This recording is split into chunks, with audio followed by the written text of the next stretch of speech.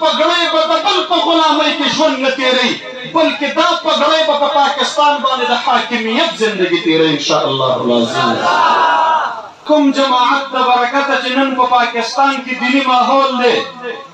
د کوم جماعت د برکته چې نن زما او ستا په سر باندې پګړۍ ده او هسکه شمله ګرځو، د کوم جماعت د برکته چې زمونږ د میندو خویندو په مخونو باندې پردې دي، په سرونو باندې بورتې دي، دا هغه جماعت دی کوم چې د علماو جماعت دی، کوم چې د علم جماعت دی،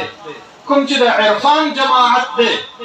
د چا د برکته چې د تبلیغ مرکزونه آباد دي، د چا د برکته چې په افغانستان کې د جهاد سنگرونه آباد وو، د چا د برکته چې په پاکستان کې د ختم نبوت زنده‌باد نعرې دا ژوندۍ دي، د چا د برکته چې په پاکستان کې د ناموس رسالت زنده‌باد نعرې ژوندۍ دي، د چا د برکته چې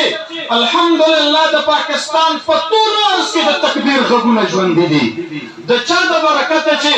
الحمدلله ثم الحمدلله د پاکستان په ټول ارض کې د قرآن کریم د تلاوت انګازې او گونج خیږي. مونږ فخر کوو په خپل جماعت باندې. زما محترم ورونو، جمعیت علماء اسلام نعمت خداوندی دی. اے د پاکستان علماء کرامو،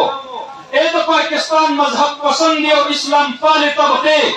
جمعیت علماء اسلام تاسو لا احساس او حوصله درکړي چې تاسو په پاکستان کې د محکومیت زندگی نه تیروئ. دا پګړۍ به د بل په غلامۍ کې ژوند نه تیروي بلکې دا پګړۍ به په پاکستان باندې د حاکمیت زندگی تیروي انشاءالله العظیم.